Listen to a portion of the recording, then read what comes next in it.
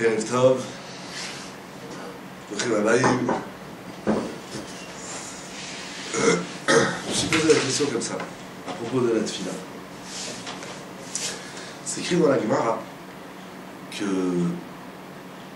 les Avot, Abraham, Yitzhak et Yaakov, et les Imaot, Sarah, Rivka, Rachel et Léa, donc les pères d'Israël et les mères d'Israël, ils étaient stériles. Ils étaient akarim.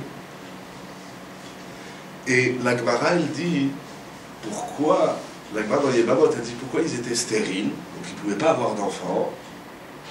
Elle dit la Gemara, Mipnei she'Akadosh Baruch Hu mit'aveh litfilatan shel tzadikim.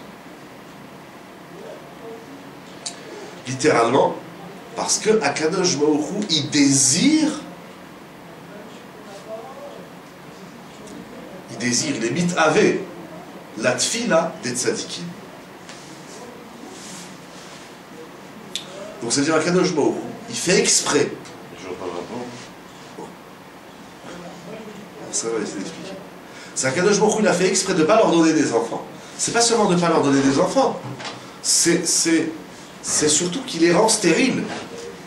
C'est-à-dire, il y a celui dont la machine elle fonctionne, les organes ils fonctionnent, l'homme, la femme, mais bon, Akadosh Baruch Hu, il ne veut pas lui envoyer des enfants, c'est une chose.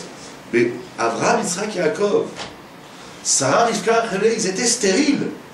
Ça veut dire que selon les lois de la nature, ils ne pouvaient pas avoir d'enfants. Et ça, c'est la volonté d'Hachem. Akadosh Baruch Hu, il leur dit, je ne vous donne pas l'outil, le moyen d'avoir des enfants. Pourquoi? Parce qu'Akadosh Baruch Hu, il est mit'aveh, tu enregistres, parce qu'Akadosh Baruch Hu, il est mit'aveh, Akadosh Baruch Hu, il désire la tfila des tzadikim. Quel est le rapport? Quel est le rapport? Quel est le rapport, comme tu dis? Quel est le rapport entre... Et puis ça veut dire quoi? Quelque chose qui désire la tfila des tzadikim. On va essayer d'expliquer. Je me suis posé une question toute simple. Écoute la question. Je vais le lire dans un passage. On peut le lire. Regarde ça, il y a un roubache. Voilà, merci. On va lire deux passages à propos de la tfila. La vérité, c'est il y a des centaines de psukim, de versets dans le Navi et des Gemarot qui sont explicites. Donc, moi, je vais poser une kouchia, toute simple. Si vous avez des réponses, avec plaisir. C'est écrit dans Devarim que Moshe Rabbeinu, il dit aux enfants d'Israël, je crois que c'est dans Parashat Akev, Akadosh Baruch Hu, pardon, Moshe Rabbeinu, il dit aux enfants d'Israël, voilà, vous allez rentrer en Eretz Israël, donc il leur fait des recommandations, et il leur dit comme ça. Il leur dit, vous devez savoir, je ne sais plus si c'est va être Hanan ou Ekev, là je ne sais plus où est le passage. Ah voilà. Écoutez, parce qu'il regarde, c'est pas sous le va être Hanan. Devarim, chapitre 4. Ushmartem, Ré, Libati, Etrem, Chukim ou Mishpati. Je vous ai enseigné des lois qu'Asher Tzivani Hachem. Donc Moshe dit aux enfants d'Israël, je vous ai transmis les lois, comme Dieu m'a ordonné. Ces lois que vous devez faire, Bekerev Haaretz, dans la terre, Asher Atam Baim Shaval Erishta. Dans la terre où vous venez pour l'hériter. Donc en Eretz Israël, vous allez faire des mitzvot. Ushmartem Asiten, et vous ferez ces mitzvot.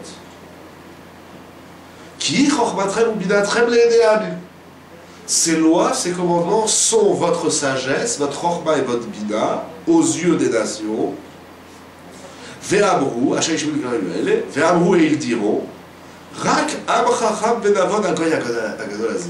Qu'est-ce qu'ils vont dire les amim? Qu'est-ce qu'ils vont dire les peuples?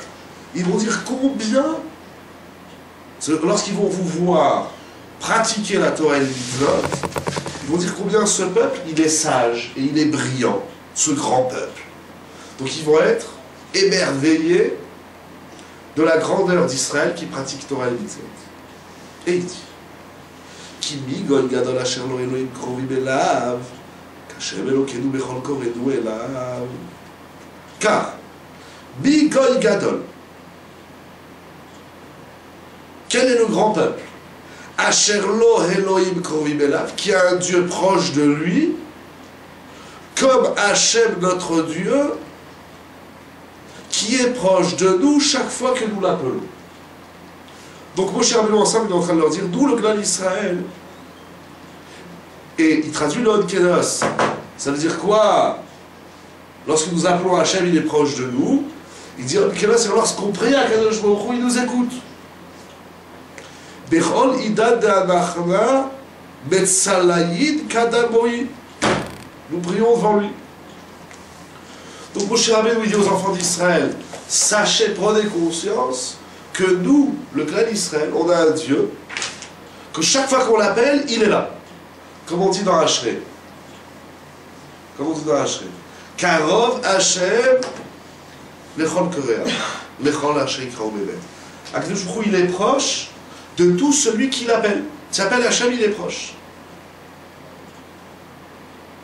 Donc Moshe Rabbeinu est en train de nous dire que quand on prie à Kadosh Baruch Hu, on est Karov. Et il y a un passage, vous allez voir la coucher, je pense que c'est une bonne question. Et on finit toutes les tfilotes Shacharit Mitraharit par un passage qui s'appelle Alelu et Shabeach. Dans Alelu et Shabeach, on dit on doit louer à Kadosh Baruch Hu. C'est quoi la louange? On dit ah, Kadosh Baruch Hu, c'est génial, c'est grand. La tête Gedoula le Yotzer Bereshit. Pourquoi? On dit Hachem il est grand. On dit dans la tfila Ael Agadol. C'est quoi la grandeur? Comment nous, le clan d'Israël, on perçoit la grandeur divine? Shelo asanu kegoye haratzot. Qu'Akadosh Baruch Hu ne nous a point fait comme les nations de la terre. La grandeur d'Hachem, c'est que nous, Israël, on est différents des Goïm. Et il ne nous a pas mis au rang des différentes familles de la terre. Velo samanu kemishpechot ha'adama. Shelo sam chelkenu kahem ve'gradlu kechol abonam. Il ne nous a pas fait partager leur sort. Notre lot n'est pas celui de leur multitude. Pourquoi? Parce que, alors nous, on n'est pas comme les peuples, on n'est pas comme les goïms. Alors c'est qu'Hachem, il est grand. Quel est le rapport? Alors on continue. Shehem mishtachavim lahem el varik. Parce que eux, ils se prosternent devant le néant et le vide. Umit palelim, et ils prient El lo yoshia, vers un Dieu qui ne peut pas les secourir. Le Bouddha, quand il appelle le Bouddha, personne ne lui répond. Le chrétien, il appelle le Christ, personne ne lui répond. Les musulmans, ils appellent Allah, personne ne lui répond. Personne ne peut le secourir. Umit palelim, donc c'est ça la grandeur. Comment nous, on constate la grandeur d'Hachem? Vous allez, je pense que c'est grand parce qu'on est différents des nations. Parce qu'eux, ils prient, ils ne sont pas répondus. Vanachnu, mais nous nous prosternons, mishtachavim lifnei melech malchei hakadosh baruch hu, shelo teshem esed haaretz, etc. Ou Eloheinu v'en acher. Et par conséquent, c'est pourquoi Alken, Bekavelach Hachem Elokeinu, nous avons espoir en toi Hachem, pour voir bientôt Be'era Betiferet Uza. Donc en simple, j'ai bien dit, il y en a des centaines de versets dans la Torah et de Marot et de Midrash et Chazal, etc., qui vont dans ce sens. Que le clan Israël, lorsque nous prions à Kadosh Baruch Hu, il nous répond. Ok? Tu as compris la question? Écoute la question. Arrête 2 minutes. 5. Écoute la question. Akadosh Baruch Hu, il a dit les Avot, Abraham, Yitzhak et Yaakov, je veux qu'ils soient stériles. Pourquoi? Parce que je désire leur prière. Mais, c'est toi qui ouvres le message. Mais, l'enjeu de la tfila, c'est quoi? Abraham, il est marié avec Sarah, il n'a pas d'enfant. 90 ans, il n'a pas d'enfant. Qu'est-ce qu'il a fait? Il connaît la Gemara. La Gemara, elle dit à Kadosh Baruch Hu, il désire que tu sois stérile, parce que Hachem, il aime ta tfila. Très bien, alors il va prier. Mais dans la tfila, il va prier quoi? Il va dire Hachem, envoie-moi des enfants. Et les textes de la Torah nous disent clairement que quand tu pries Hachem, Hachem, il va te répondre. Donc on tourne en rond. Hachem, il dit, je veux pas que tu aies des enfants, parce que j'aime ta tfila. Mais dans la tfila, tu vas faire quoi? Tu vas dire Hachem, donne-moi des enfants. Et quand tu vas prier pour que Hachem lui donne des enfants, qu'est-ce qu'il va faire Hachem? Il il va te les donner, les enfants. Donc Hachem il dit, moi je te donne pas des enfants pour que tu pries, mais si tu pries pour avoir des enfants, je te les donne. Est-ce que je suis clair dans la question? C'est quoi la question? Je te dis, je te donne pas le stylo pour que tu me le demandes. Non, pas pour que tu me le demandes. Je te donne pas le stylo parce que j'aime quand tu me réclames. Tu me dis, allez, donne-moi le stylo, donne-moi le stylo, donne-moi le stylo. Mais, deuxième point, c'est que quand tu me le demandes, je vais te le donner. Alors, tu m'as dit que tu me le donnes pas, c'est volontaire. C'est les khatri-là. Il y a une volonté que je te donne pas, les enfants. Que tu sois stérile. Il y a une volonté que tu fasses une action pour que je te donne. Ça Pas change que je te quoi. donne pas. Ça change quoi. Alors je me dis, moi je te donne, tu es stérile, je me dis, je veux pas que tu aies des enfants. Pourquoi? Parce que comme tu n'as pas des enfants, tu vas prier. Mais je comprends pas, mais quand je vais prier, tu vas me le donner. Tu vas me le donner tout de suite. Non, alors Akadosh Baruch Hu, il veut qu'on passe. Ça, pour avoir des enfants, après on va l'étendre à tout le monde, faisons-le chez l'homme. Akadosh Baruch Hu, tu veux quelque chose. La parnassa, la santé, la Torah, la chorba, la Yeshua. Alors Akadosh Baruch Hu dit, tu veux la santé? C'est quoi je te la donne pas? Je t'enlève. Voilà, tu vas être malade. Pourquoi? Parce que j'aime quand tu dis Hachem, Hachem, El Rahou, Refaedou, Rofé, Cholam Israël. J'aime quand tu implores Dieu, quand tu m'implores. Je vous dis, j'aime quand tu m'implores. Déjà, il faut commencer à Hachem, il aime qu'on implore. Je dis, voilà, je te donne pas la santé pour que tu m'implores. Mais en même temps, si tu me la demandes, je te la donne. Mais alors je vais arrêter d'implorer. Le jour où tu vas me le donner, je vais arrêter. Et alors je vais te la reprendre. Alors quand on joue au ping-pong. Akadosh Baruch Hu dit, je te donne pas pour que tu me demandes. Pour que tu pries, pour que tu implores Dieu. Mais quand tu vas l'implorer, il va te donner. Donc si quand tu l'implores, il te donne, je vais arrêter de prier. Et là-bas, donc Akadosh Baruch Hu, il veut qu'il reste stérile tout le temps. Alors s'il reste, parce qu'il aime la tfila, donc il ne va pas leur répondre. Mais s'il ne leur répond pas, la Torah dit qu'Hachem lui répond à la tfila. Donc d'un côté, Hachem il dit, je veux que tu pries. Mais d'un autre côté, Hachem il dit, si tu pries, je te réponds. Mais si tu me réponds, je ne vais plus prier. C'est pas clair la question. Non, si. Si on va plus prier sur ce point-là, on a toujours besoin de quelque chose. C'est vrai, mais par rapport au Havot, Akshbou l'a dit, je ne vous donne pas des enfants, vous êtes stérile. C'est pas parce que vous n'avez pas des enfants, vous n'avez même pas les outils pour faire des enfants. La machine, elle ne marche pas. Pourquoi? Parce que je veux votre tfila. Mais si on prie, tu vas nous le donner. Et si tu nous le donnes, on va arrêter de prier. Et si tu ne nous le donnes pas, la Torah dit que quand on demande à Hachem, il donne. Alors ok, demain on va prier sur autre chose. Mais sur les Havot, c'est pas écrit qu'Hachem il n'aura pas donné l'argent, ou Eretz Israël, ou autre chose pour qu'ils prient. Pas écrit, c'est juste sur les enfants. Donc le jour où ils ont les enfants, ça on va arrêter de prier. Le jour où Abraham il a eu Yitzhak, le jour où Yaakov il a eu... le jour où Yitzhak il a eu Yaakov, le jour où Yaakov il a eu les Shvatim, et le jour... Ça y est, ils ont arrêté de prier sur les enfants. Même si c'est à 75 ans, ou à 99 ans. Hachem dit, voilà, je te donne pas l'enfant. Pourquoi? Pour que tu pries. Donc Hachem, il veut qu'on prie pour les enfants. Mais si je prie, tu vas me le donner. Alors ça veut dire quoi? Que tu ne me le donnes pas parce que tu as pas de fila. Donc tu as pas de fila sur les enfants. Mais le jour où tu vas me le donner, je vais arrêter de prier sur les enfants. Donc tu me le donnes ou tu me le donnes pas? Vous avez un petit route? Tu as compris la question? Pas compris. Claire, c'est clair la question? Tu veux un café? Tu dis non, j'enlève tout le café, tout le sucre, j'enlève toute la yeshiva. Pourquoi? Comme ça, quand tu vas me demander, j'aime quand tu me réclames le café. Alors tu réclames une fois, deux fois. Au bout d'un moment, la règle elle dit, si tu pries Hachem, Hachem il répond. Donc si je te réponds, bon allez, au bout d'un quart d'heure, je te donne le café. Donc tu vas arrêter de prier. Si tu vas arrêter de prier, donc Hachem il se prive de la tfila. Hachem dit, j'aime votre tfila. Donc si j'aime votre tfila, je ne vous donne pas les enfants. Mais si on prie, tu nous les donnes. Et si tu nous les donnes, on va arrêter de prier. Ça bug. C'est du Torah bug. J'ai vu un pshat, dans le Malbim, ils donnent un pshat sur la tfila des Havot, ça va répondre à toute cette question. Il va nous ouvrir une nouvelle horizon à la tfila. L'homme Kélos, il dit comme... le Malbim, il dit comme ça. Avoir des enfants, ça répond à une règle de la nature que Akadosh Baruch Hu il a imprimé au moment de la création du monde. Il a dit un homme et une femme qui s'unissent, ils procréent. Très bien. Maintenant, Ça, c'est avoir des enfants alpi derrière Ateva, selon les règles de la nature. En soi, c'est exceptionnel, comme j'ai vu dans le SMAG, c'est ramené dans le livre Birkat Banim du Rav Zond.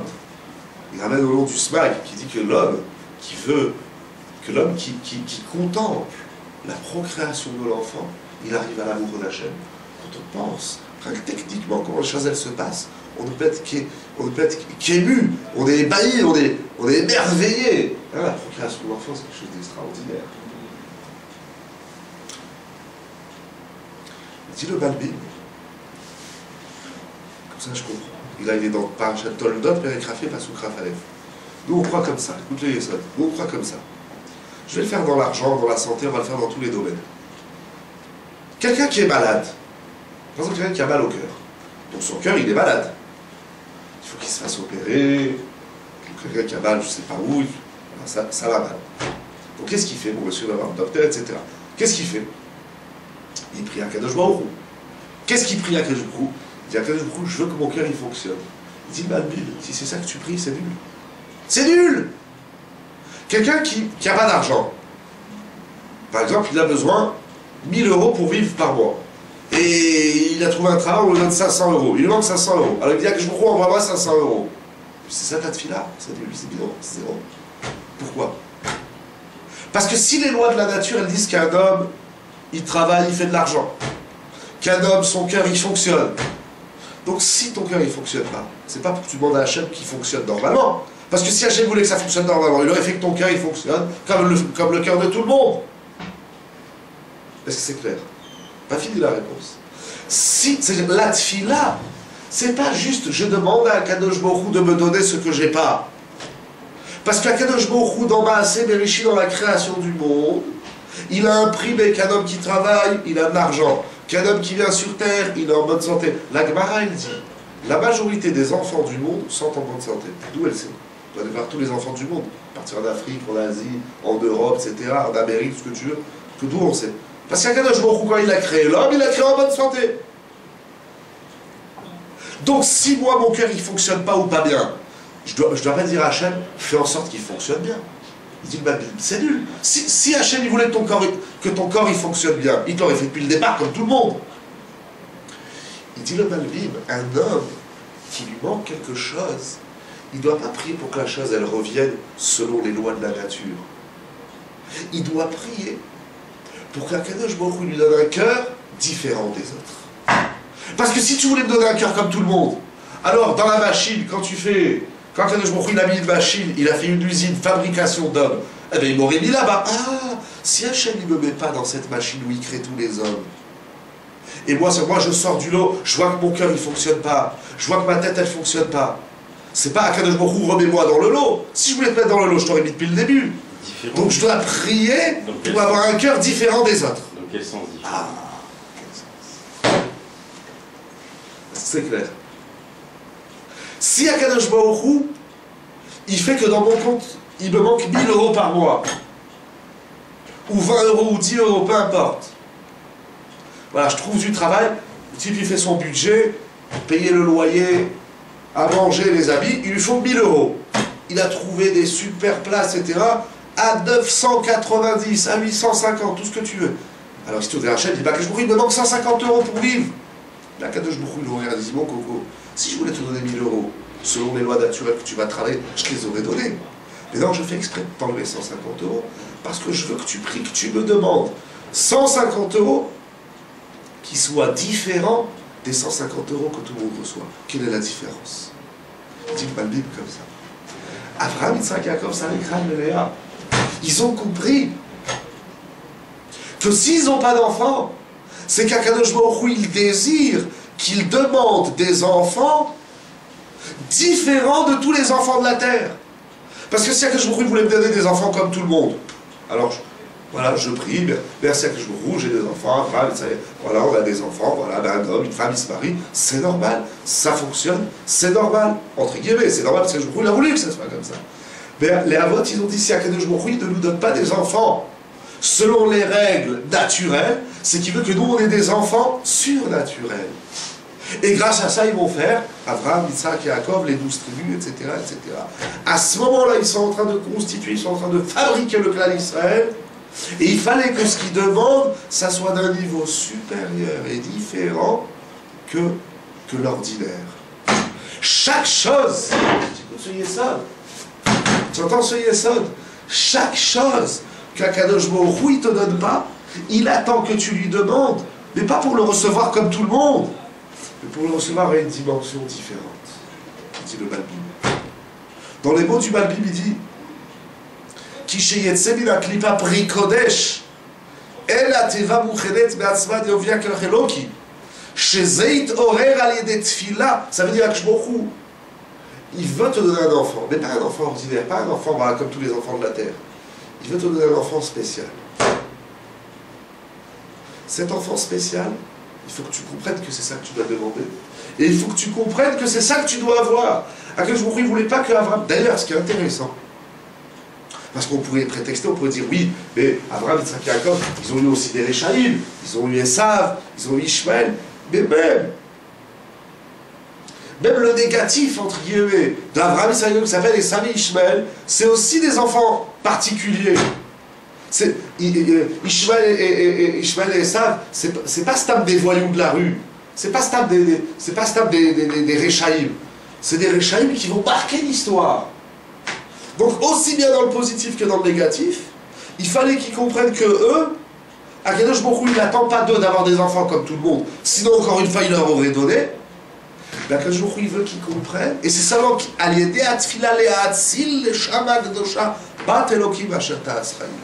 un couple qui n'a pas d'enfant, on va le faire dans cet exemple de la stérilité. Un couple qui n'a pas d'enfant, il ne doit pas seulement prier Akadosh Baruch Hu, donne-moi des enfants. Il dit, si c'est ça, c'est pas ça qu'Hachem il attend de toi. Parce que si Hachem il veut te donner des enfants, alors il te les aurait donnés comme tout le monde. Akadosh Baruch Hu, il veut que tu demandes un enfant différent de celui qui serait venu naturellement. Il veut que tu comprennes que l'enfant que tu vas recevoir, parce que c'est celui-là que tu vas demander, il est d'une dimension différente. Ça n'enlève pas sur la question de... Il faut que tu as prié, c'est le mythe. Non, c'est ça.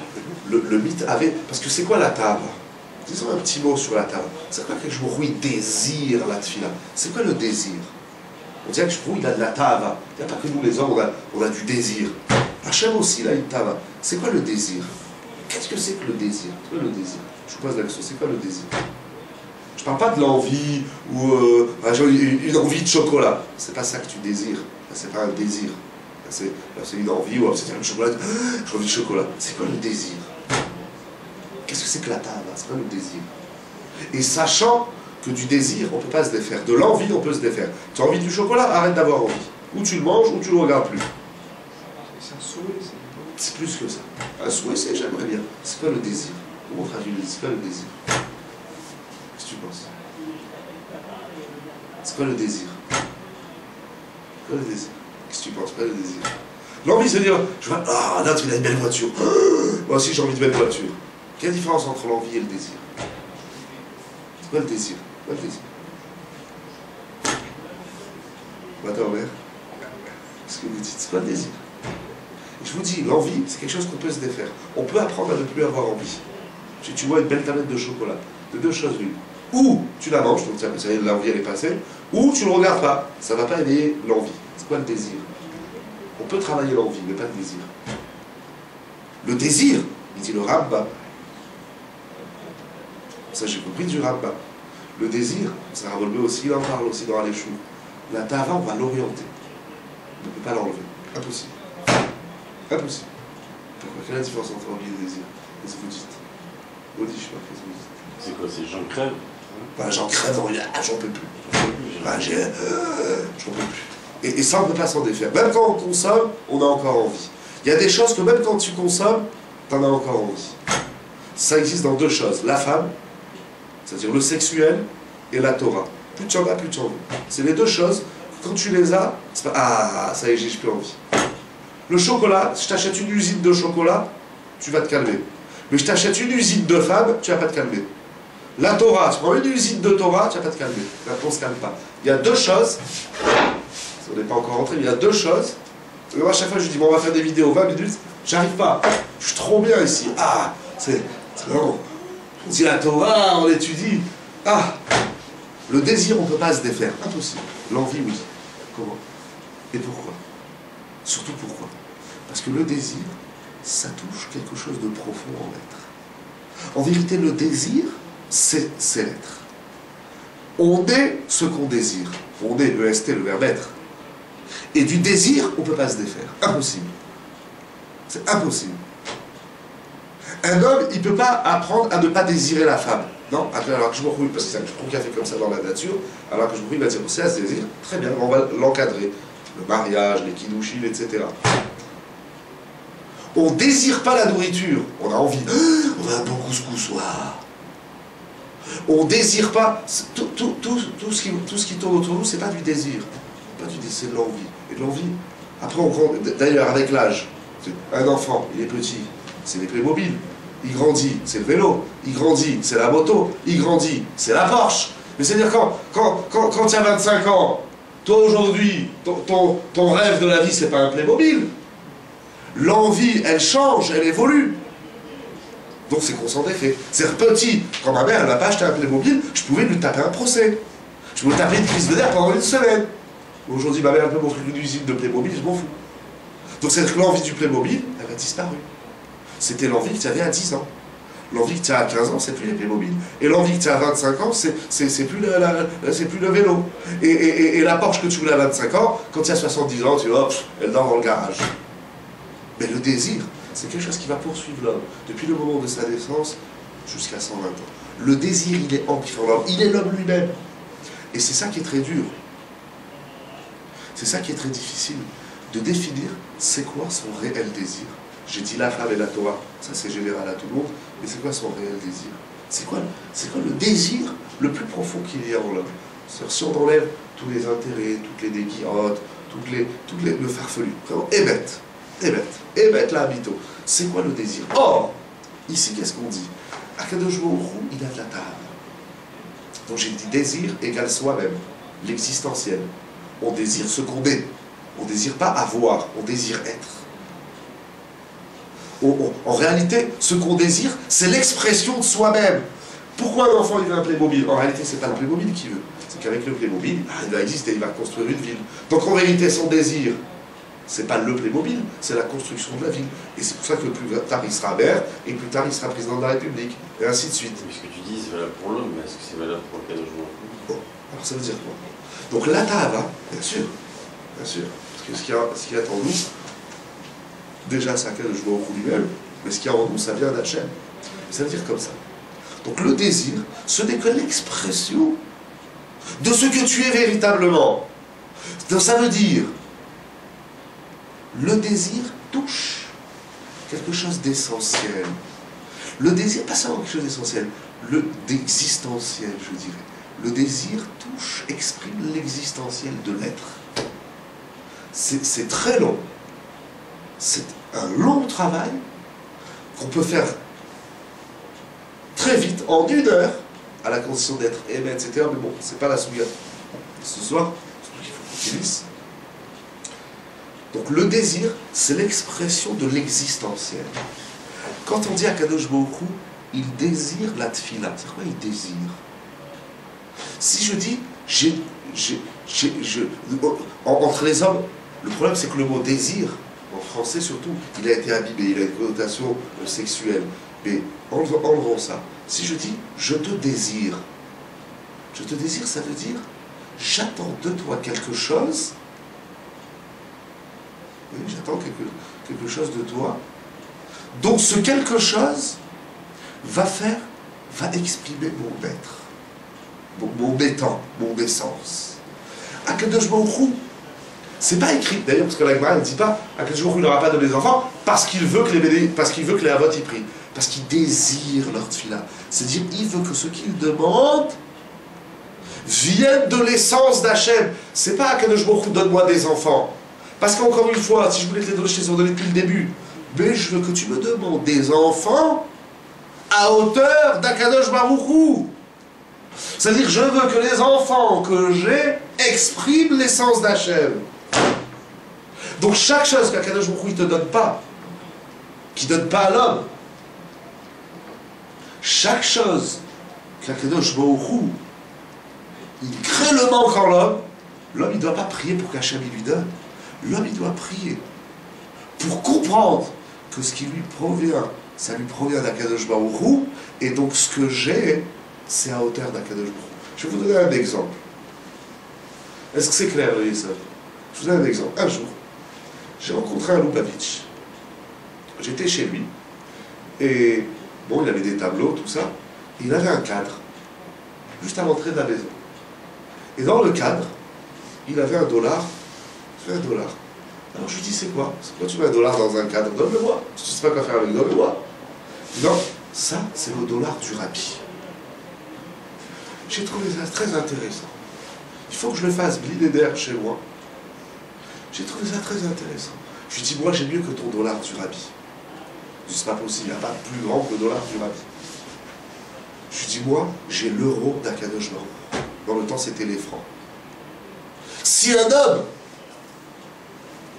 quelqu'un qui gagne de l'argent, bon, il a de l'argent, il a des billets, mais quelqu'un qui n'a pas de quoi manger, quelqu'un qui fait la manche, quelqu'un qui travaille dur pour avoir 20 centimes, pour être payé, et lui, chaque pièce, avant d'utiliser, combien de fois il va réfléchir? Au moins 2 fois. Et dire, mais cette pièce, d'où elle me vient? Elle me vient d'Akadosh Baruch Hu. Donc son utilisation, son expression doit témoigner du divin. Un exemple. Ce stylo pilote qui vaut 1 euro, 2 euros. Tu vas à Carrefour, tu vas n'importe quelle papeterie devant un pilote à 1 euro. Et le jour où tu te fiances, ta canne vient avec une belle boîte. Il n'y en a pas d'argent pour t'acheter un Mont Blanc, ou un Parker, ou un Daniel Echter, ou je sais pas quoi. Il n'y a pas d'argent. Voilà. Tu rencontres une fille, elle est géniale, mais elle a les moyens restreints. Elle se dit, et toi, voilà, il y a une jolie boîte, une petite boîte comme ça en carton. Et dedans, elle te met un pilote. Tu vas pas lui dire, c'est nul. Tu vas dire, ma chérie, c'est extraordinaire. Je suis très touché. Crois-moi que ce pilote, à vie, tu vas jamais l'utiliser.